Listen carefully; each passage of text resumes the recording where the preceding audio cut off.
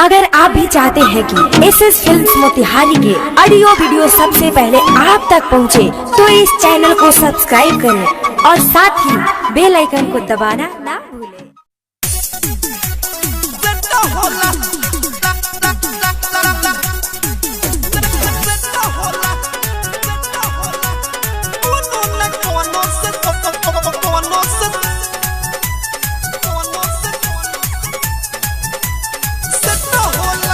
बाबू तू बोलो न ज्यादा जानिल सब लई कन के इरादा यार पढ़ावा मत बोला इरादा सुनाया बाबू तू बोलो न ज्यादा जानिल सब लई कन के इरादा सब सब्जी क्या ये के रेट ना होला तो होय सुन जौना लड़की के हो जौना लड़की के तो जौना लड़की के फोन में नेट होला तो कोनो न कोनो से सेट होला जौना लड़की के फोन में नेट होला अच्छा कोनो न कोनो से सेट होला ज्यादा जानता रखा तू सेट होला कोनो न कोनो से Saurabh digital recording studio set होला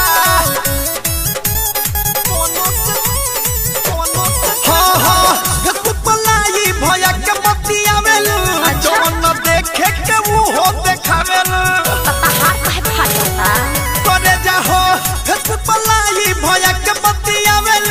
जवन देखे के वो हो देखावेल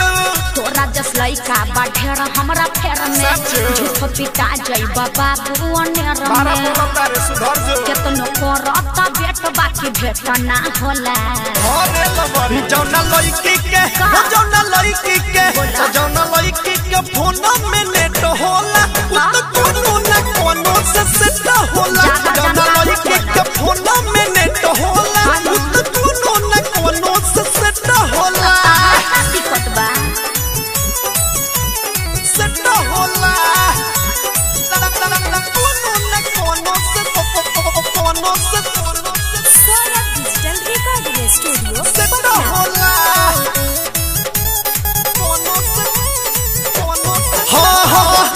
के हमनी पपट की चलावेलू चाहेला ये जन जिया जरावेलू बड़ा गोठगर बड़ा दिल से सुना ना देख के हमनी पपट की चलावेलू चाहेला ये जन जिया जरावेलू ढेर हीरो बन तारा गुड्डू बाबाली चाचे चमीली न खबो अठलाली तोरा कहला शिकारी सौरभ रत्ने सपनो से चेतना होला तब के भोल बारू जौना लड़की के हो जौना लड़की के तो जौना लड़की के फोन में नेट होला तो कोनो न कोनो से सेट होला जौना लड़की के फोन में नेट होला तो कोनो न कोनो से सेट होला